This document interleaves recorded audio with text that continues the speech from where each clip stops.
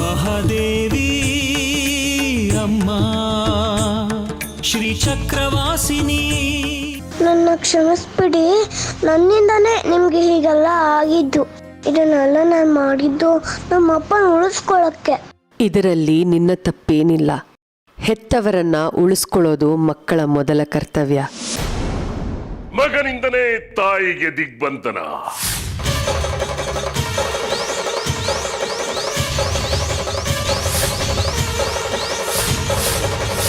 ಅಮ್ಮನವ್ರನ್ನ ಬಂದಿಯಾಗಿ ಮಾಡಿರೋದು ಯಾರು? ನೀವೇ. ಅಂದಮೇಲೆ ಅದು ನನ್ನ ಕೆಲಸನೇ ಅಲ್ವೇ?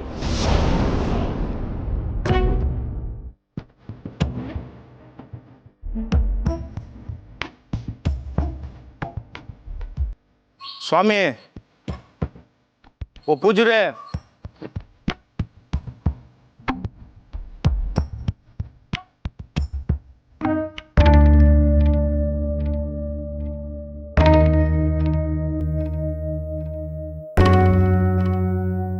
ಹೇಳಿ, ನನ್ನಿಂದ ಏನಾಗಬೇಕಾಗಿತ್ತು? ಮಹಾಸ್ವಾಮಿ, ನಿಮ್ಮ ಧ್ಯಾನ ಭಂಗ ಮಾಡೋಕ್ಕೆ ಸಮಯ ಇರಲಿ. ಪರವಾಗಿಲ್ಲ, ಬಂದು ವಿಷಯ ಹೇಳಿ. ನಾವೆಲ್ಲರೂ ಅಮ್ಮನವ್ರ ದರ್ಶನಕ್ಕೆ ಬೇರೆ ಊರಿಂದ ಬಂದಿದ್ದೀವಿ. ಅಮ್ಮನವ್ರ ಮೇಲೆ ಬೀಳ್ತಾ ಇರೋ ಸೂರ್ಯನ ಕಿರಣನ ಕಣ್ ತುಂಬಿಸ್ಕೊಳ್ಳೋಣ ಅಂತ ಬಂದಿದ್ದೀವಿ. ಆದರೆ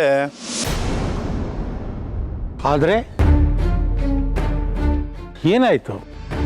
ಅಮ್ಮನವ್ರ ದರ್ಶನ ಪಡೆಯೋದಕ್ಕೆ ನಿಮ್ಮನ್ನು ಯಾರು ತಡೀತಾರೆ? ತಡೆಯೋದಿಕ್ಕೆ ಯಾರು ಇದ್ರು ತಾನೆ. ಸಮಸ್ಯೆ ಅದಲ್ಲ ಸ್ವಾಮಿ, ಸೂರ್ಯನ ಕಿರಣಗಳು ಗೋಪುರದ ಮೇಲೆ ಬೀಳ್ತಾ ಇಲ್ಲ, ಬೇರೆ ಕಡೆ ಬೀಳ್ತಾ ಇದೆ.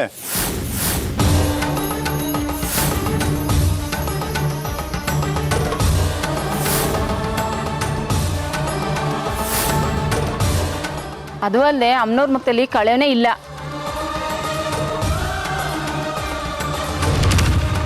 ಹೌದಾ? ಯಾಕೆ ಹಾಗನ್ನಿಸ್ತಾ ಇದೆ ನಿಮಗೆ? ಏನೋ ವ್ಯತ್ಯಾಸ ಆಗಿರಬೇಕು. ದೇವಸ್ಥಾನದ ಸಿಬ್ಬಂದಿನ ವಿಚಾರಿಸಿದ್ರ? ಅವ್ರೇನಂತಾರೆ? ಸಿಬ್ಬಂದಿನೂ ಕಾಣ್ತಲ್ಲ, ಆ ಪಂಚಾಕ್ಷರಿನೂ ಕಾಣ್ತಲ್ಲ. ಧರ್ಮದರ್ಶಿಗಳು ಅದೆಲ್ಲಿದ್ದಾರೋ ಗೊತ್ತಿಲ್ಲ. ಸಾಮಾನ್ಯವಾಗಿ ಹೀಗೆಲ್ಲ ಆಗೋದಿಲ್ಲ ಅಲ್ಲ? ಯಾರಾದರೂ ಒಬ್ರು ಇರಲೇಬೇಕಲ್ವಾ? ಸರಿ, ಬನ್ನಿ, ನಾನು ಬರ್ತೀನಿ. ಅದೇನು ಅಂತ ವಿಚಾರಿಸೋಣ.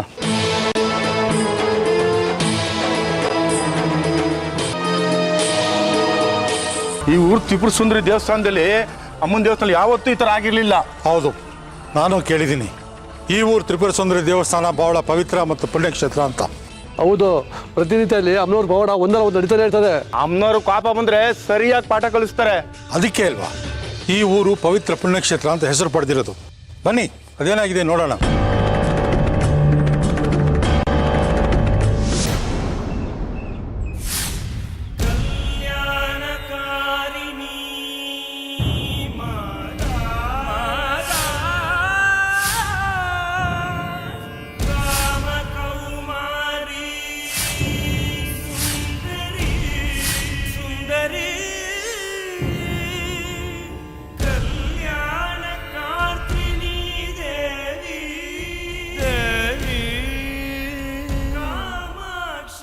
ನೋಡಿದ್ರೆ ಸ್ವಾಮಿ, ಇಲ್ಲೇನೋ ಸರಿ ಇಲ್ಲ, ಹಾಗೆ ಅನಿಸ್ತಾ ಇದೆಯಲ್ಲ ನಿಮ್ಗೆ? ಯಾಕೆ ಇವತ್ತು ಇಷ್ಟೊಂದು ಕತ್ಲ ಆವರಿಸ್ಕೊಂಡಿದೆ ಗರ್ಭಗುಡಿಲಿ?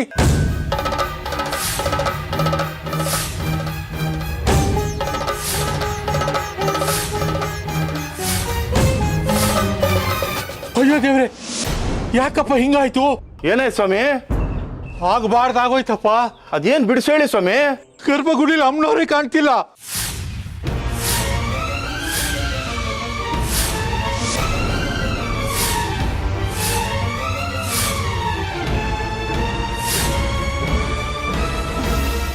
ಏನ್ ಹೇಳ್ತಾ ಇದ್ರಿ? ಅಮ್ಮನವ್ರು ಇಲ್ಲಿಂದ ಇನ್ನೆಲ್ಲಿ ಹೋಗಿರ್ತಾರೆ? ನಾನು ಹೇಳ್ತಿರೋ ಸತ್ಯ.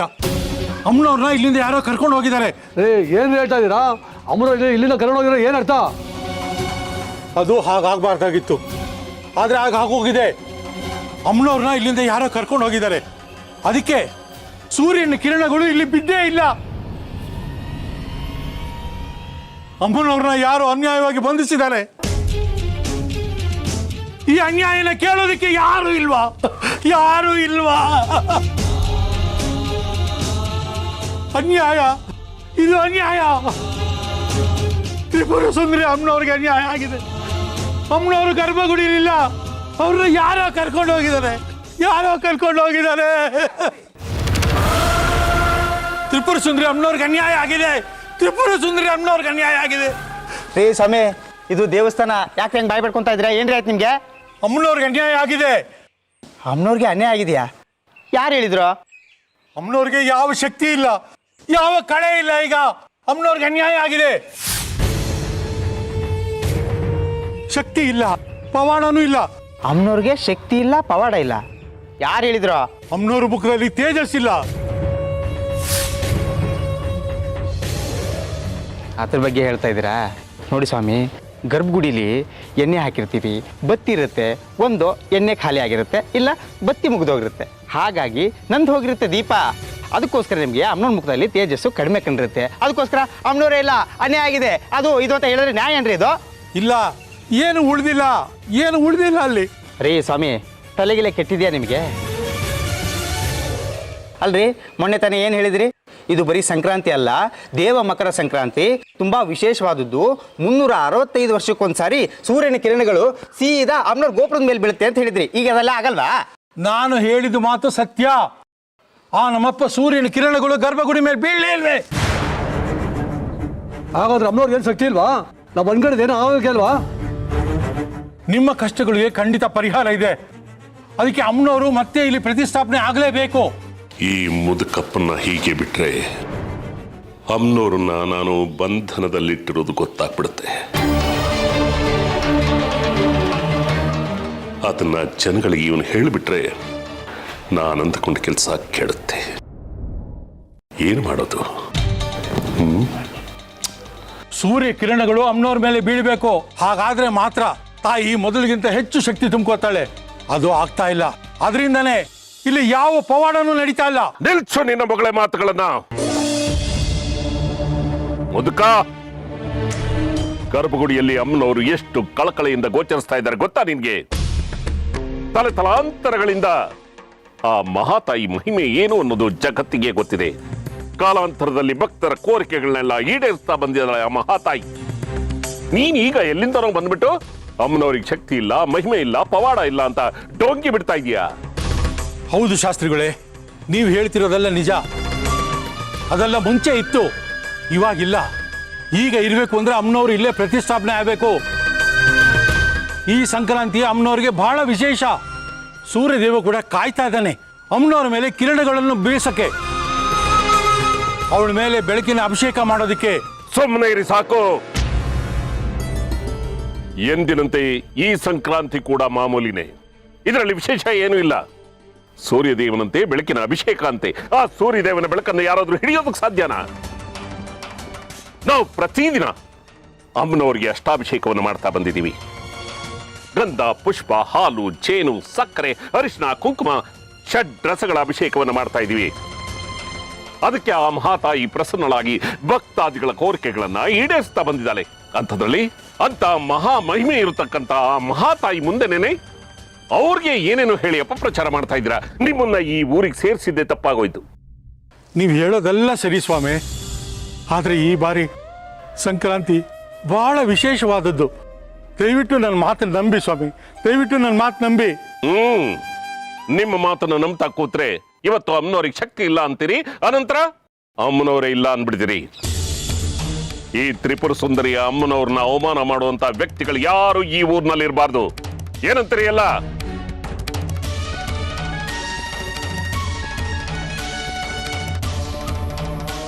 ಇಲ್ಲ ಇಲ್ಲ, ಇರಬಾರ್ದು ಇರಬಾರ್ದು, ಯಾರು ಇರಬಾರ್ದು ಇರಬಾರ್ದು ಇರಬಾರ್ದು. ಹೊರಗಾಕಿ ಅವ್ರನ್ನ. ಆಯ್ತು ಯಜಮಾನ್ರೆ, ಬಾರಯ್ಯ. ನನ್ನ ಮಾತು ನಂಬಿ. ಬೇಡ, ನನ್ನ ಮಾತು ನಂಬಿ. ಬೇಡ, ಅಮ್ಮನವ್ರಿಗೆ ಅನ್ಯಾಯ ಆಗಿದೆ. ಬೇಡ ಬೇಡ, ನನ್ನ ಮಾತು ನಂಬಿ. ದಯವಿಟ್ಟು ದಯವಿಟ್ಟು ನನ್ನ ಮಾತು ನಂಬಿ. ಏನಯ್ಯ, ನಮ್ಮ ತ್ರಿಪುರ ಸುಂದರಿ ಅಮ್ಮನವ್ರಿಗೆ ಶಕ್ತಿ ಇಲ್ವಾ, ಪವಾಡ ಇಲ್ವಾ? ಅವ್ರನ್ನ ಯಾರೋ ಬಂಧಿಸ್ಬಿಟ್ಟಿದಾರ. ಈಗ ಗೊತ್ತಾಗುತ್ತೆ ಅವ್ರನ್ನ ಯಾರು ಬಂಧಿಸಿದಾರೆ ಅಂತ. ನೋಡಿ ಇವಾಗ. ಅಯ್ಯೋ ತಾಯಿ ಅಮ್ಮ, ಅಯ್ಯೋ ಅಯ್ಯೋ, ಬೇಡ ಬೇಡ ಅಮ್ಮ, ಅಮ್ಮ ತಾಯಿ ತ್ರಿಪುರ, ಅಯ್ಯೋ ಅಮ್ಮ ಕಾಪಾಡಮ್ಮ, ಅಯ್ಯೋ ಅಯ್ಯೋ ಅಮ್ಮ ಕಾಪಾಡಮ್ಮ, ಬೇಡ ತ್ರಿಪುರ ಸುಂದರಿ ಹೊಡಿಬೇಡಿ, ಕಾಪಾಡ್ತಾಯಿ, ಅಯ್ಯೋ ಹೊಡಿಬೇಡಿ, ಅಯ್ಯೋ ಹೊಡಿಬೇಡಿ, ಹೊಡಿಬೇಡಿ.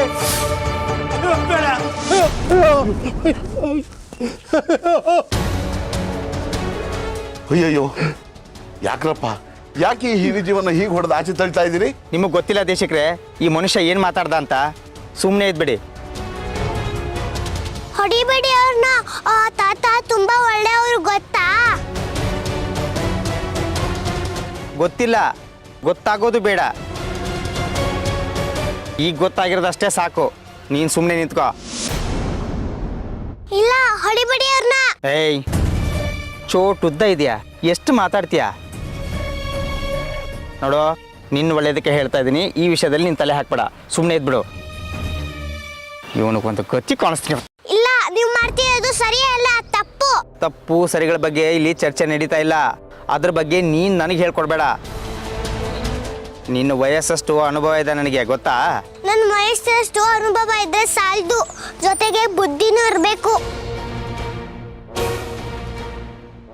ಸರಿ ತಪ್ಪುಗಳ ಬಗ್ಗೆ ಅರಿವು ಬೆಳೆಸ್ಕೋಬೇಕು.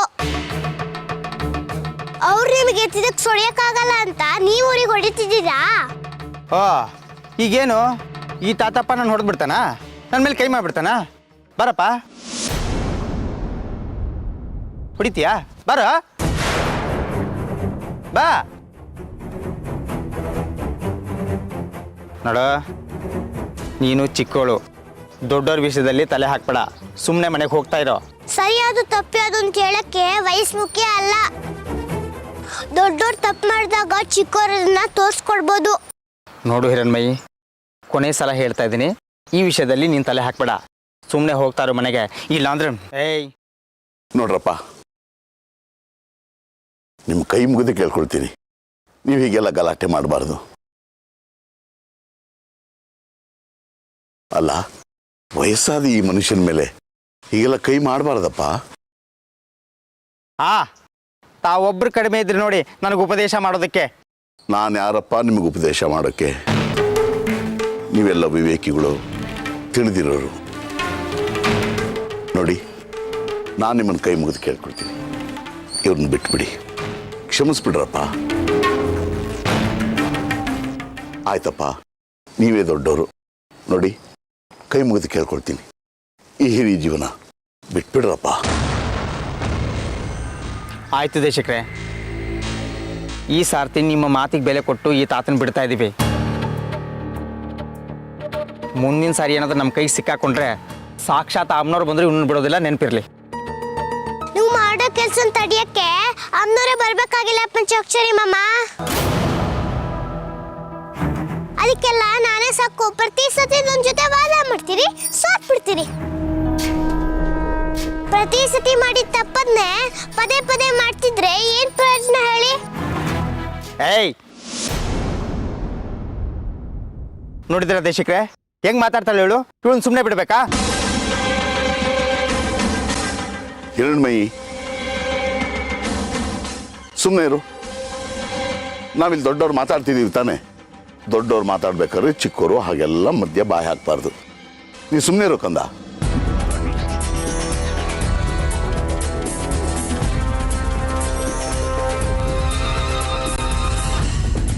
ಪಂಚಾಕ್ಷರಿ, ಇವಳು ಪರವಾಗಿ ನಾನೇನು ಕ್ಷಮೆ ಕೇಳ್ತೀನಪ್ಪ. ಬಿಟ್ಬಿಡು, ಇಲ್ಲಿಗೆ ಬಿಟ್ಬಿಡು.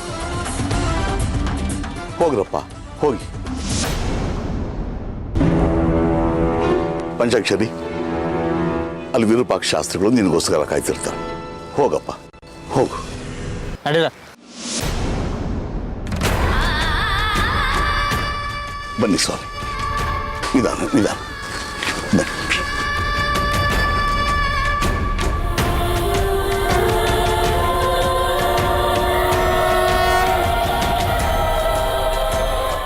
ತಗೊಳ್ಳಿ, ನೀರು ತಗೊಳ್ಳಿ, ಸ್ವಲ್ಪ ಸುಧಾರಿಸ್ಕೊಳ್ಳಿ.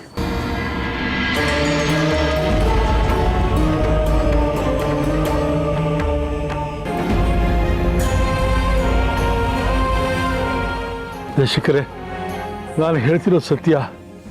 ನೀವು ನನ್ನ ಮಾತನ್ನು ನಂಬಲ್ವಾ? ಹಾಗೇನಿಲ್ಲ ಸ್ವಾಮಿ, ನಿಮ್ಮ ಮಾತಲ್ಲಿ ಸಂಪೂರ್ಣವಾದ ನಂಬಿಕೆ ನನಗಿದೆ. ಹೇಳಿ, ಏನು ಹೇಳಬೇಕು ಅಂತಿದ್ದೀರಿ? ದೇವಸ್ಥಾನದ ಗರ್ಭಗುಡಿಲಿ ಅಮ್ಮನವ್ರಿಲ್ಲ. ಯಾರೋ ಅವ್ರನ್ನ ಕರ್ಕೊಂಡೋಗಿ ಬಂಧನದಲ್ಲಿ ಇಟ್ಟಿದ್ದಾರೆ.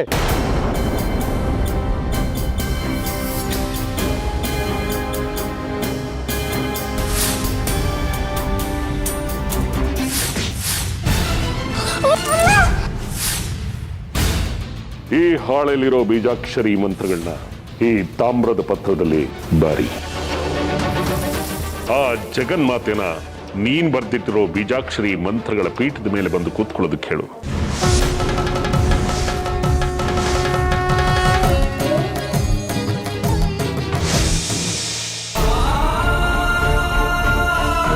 ದೇವಸ್ಥಾನದಲ್ಲಿರೋದು ಬರೀ ಶಿಲೆ ಅಷ್ಟೇ, ಅದರಲ್ಲಿ ಅಮ್ಮನವ್ರ ಶಕ್ತಿ ಏನೂ ಇಲ್ಲ.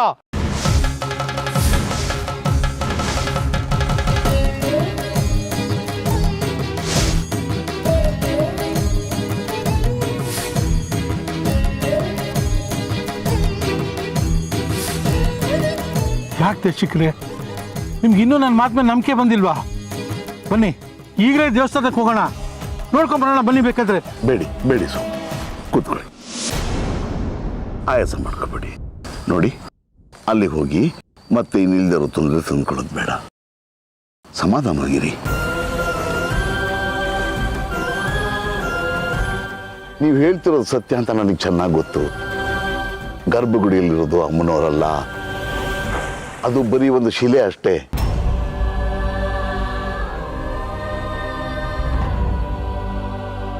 ಅಮ್ಮನವರು ಬಂಧನದಲ್ಲಿದ್ದಾರೆ ಅನ್ನೋದು ಗೊತ್ತಿದ ಮೇಲೆ ಅದು ಯಾರು ಬಂಧಿಸಿದ್ದಾರೆ ಅನ್ನೋದು ನಿಮ್ಗೆ ಗೊತ್ತಿದೆ.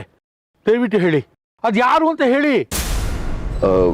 ಅದು ಅಮ್ಮನವ್ರನ್ನ ಬಂದಿಯಾಗಿ ಮಾಡಿರೋದು ಯಾರು? ನೀವೇ, ಆ ಪಾಪಿಷ್ಟ್ರು ನೀವೇ. ಅಂದಮೇಲೆ ಅದು ನನ್ನ ಕೆಲಸನೇ ಅಲ್ವೇ? ಹಾಗಾಗಿ ನೀವು ನನ್ನ ವಿರುದ್ಧ ಯಾವ ಪಿತೂರಿನೂ ಮಾಡೋ ಹಾಗಿಲ್ಲ. ಹಾಗೆ ಮಾಡಿದ್ದೆ ಆದ್ರೆ ಕೊಟ್ಟ ಮಾತಿಗೆ ತಪ್ಪಿ ಧರ್ಮದ್ರೋಹಿ ಆಗ್ತೀರಾ. ಅದ್ಯಾರೋ ಒಬ್ಬ ತಲೆ ಕೆಟ್ಟವನು ಅಮ್ಮನವ್ರನ್ನ ಬಂಧಿಸಿದ್ದಾನೆ ಅನ್ನೋ ವಿಷಯ ನನಗೆ ಚೆನ್ನಾಗಿ ಗೊತ್ತು. ಇಲ್ಲಿ ನಡೆದ ವಿಚಾರನ ಯಾರಿಗೂ ಹೇಳಬಾರ್ದು. ಹಾಗೊಂದ್ ವೇಳೆ ಹೇಳಿದ್ದೆ ಆದ್ರೆ ನಿನ್ನೋ ನಿಮ್ಮಪ್ಪನ್ನು ಇಲ್ಲೇ ಕರ್ಕೊಂಡ್ಬಂದು ಶಾಶ್ವತವಾಗಿ ಬಾಯಿ ಮುಚ್ಚಿಸ್ಬಿಡ್ತೀನಿ. ಅವನು ಯಾರು ಅಂತ ಗೊತ್ತಿದ್ರೆ ಹೋಗಿ ಅವನ ಹತ್ರ ಮಾತಾಡಿ ಅವನು ಬುದ್ಧಿ ಹೇಳಿ ಅಮ್ಮನವ್ರನ್ನ ಬಂಧನದಿಂದ ಬಿಡಿಸಿ. ಮತ್ತೆ ಬೇಡ ಸ್ವಾಮಿ, ಅದೆಲ್ಲ ಆಗೋ ಮಾತಲ್ಲ. ಆ ತಲೆ ತಿರ್ಕ ಯಾರ ಮಾತನ್ನು ಕೇಳೋನಲ್ಲ. ಅಲ್ಲ, ಅಮ್ಮನವ್ರನ್ನೇ ಅವನು ಬಂಧಿಸಿದಾನೆ ಅಂದಮೇಲೆ ನೀವೇ ಯೋಚನೆ ಮಾಡಿ ಅವನು ಎಷ್ಟು ದುಷ್ಟ ಅಂತ. ಈಗ ನಾವು ಅಮ್ಮನವ್ರನ್ನ ಉಪಾಯದಿಂದ ಬಂಧಮುಕ್ತರನ್ನಾಗಿ ಮಾಡಬೇಕು. ಅದೇ ನಮ್ಮ ಮುಂದಿರೋ ದೊಡ್ಡ ಸಮಸ್ಯೆ ಈಗ. ಆದರೆ ಅಮ್ಮನವ್ರನ್ನ ಬಂಧಮುಕ್ತಗೊಳಿಸೋದು ಹೇಗೆ? ಆ ಮಹಾತಾಯಿನ ಬಂಧನದಿಂದ ಮುಕ್ತಿಗೊಳಿಸೋ ದಾರಿ ನನಗೆ ಗೊತ್ತಿದೆ.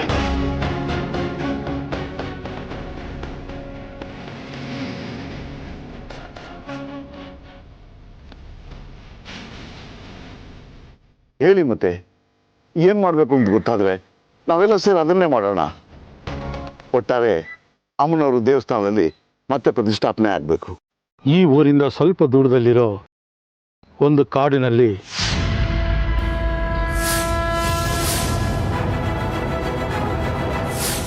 ಮೇಘಗಿರಿ ಅನ್ನೋ ಬೆಟ್ಟದಲ್ಲಿ ನೀಲಕಂಠನ ದೇವಸ್ಥಾನ ಇದೆ.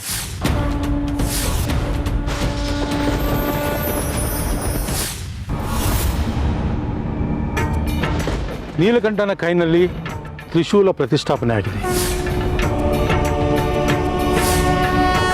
ಆ ತ್ರಿಶೂಲವನ್ನು ತಂದರೆ ಅದು ಎಷ್ಟೇ ದೊಡ್ಡ ಸಮಸ್ಯೆ ಆಗಿದ್ರು, ಎಂತಹ ಬಂಧನವಾಗಿದ್ರೂ ಪರಿಹಾರ ಸಿಗುತ್ತೆ. ಹೌದಾ? ಸರಿ, ಹಾಗಿದ್ರೆ ನಾನು ಈಗಲೇ ಹೊರಡ್ತೀನಿ ಆ ಮೇಘಗಿರಿ ಆದಿಶಿವನ ದೇವಸ್ಥಾನಕ್ಕೆ. ಬೇಜಾರು ಮಾಡ್ಕೋಬೇಡಿ, ಆ ಕೆಲಸ ನಿಮ್ಮಿಂದ ಆಗೋದಿಲ್ಲ. ನಿಮ್ಮಿಂದ ಮಾತ್ರ ಅಲ್ಲ, ನನ್ನಿಂದನೂ ಸಾಧ್ಯ ಇಲ್ಲ. ಯಾಕಂದರೆ ಆ ಸಮಸ್ಯೆನ ಬಗೆಹರಿಸೋ ಯೋಗ್ಯತೆ ನಮಗಿದೆ ಅಷ್ಟೇ. ಆದರೆ ಬಗೆಹರಿಸೋ ಯೋಗ ನಮಗಿಲ್ಲ. ಅಂದರೆ ನೀವು, ನಾನು, ನಮ್ಮಂಥ ಅನೇಕ ಸಮಾನ ಮನಸ್ಕರರು ಅದನ್ನು ತಿಳ್ಕೊಳ್ಳೋದಕ್ಕೆ ಮಾತ್ರ ಸಾಧ್ಯ. ಆದರೆ ಅದನ್ನು ತರೋ ಯೋಗ ನಮಗಿಲ್ಲ. ಅಂದರೆ ಆ ತ್ರಿಶೂಲವನ್ನು ತರಕ್ಕೆ ಹೋಗೋ ವ್ಯಕ್ತಿ ನಿರ್ದಿಷ್ಟವಾದ ನಕ್ಷತ್ರದಲ್ಲಿ ಹುಟ್ಟಿರಬೇಕು.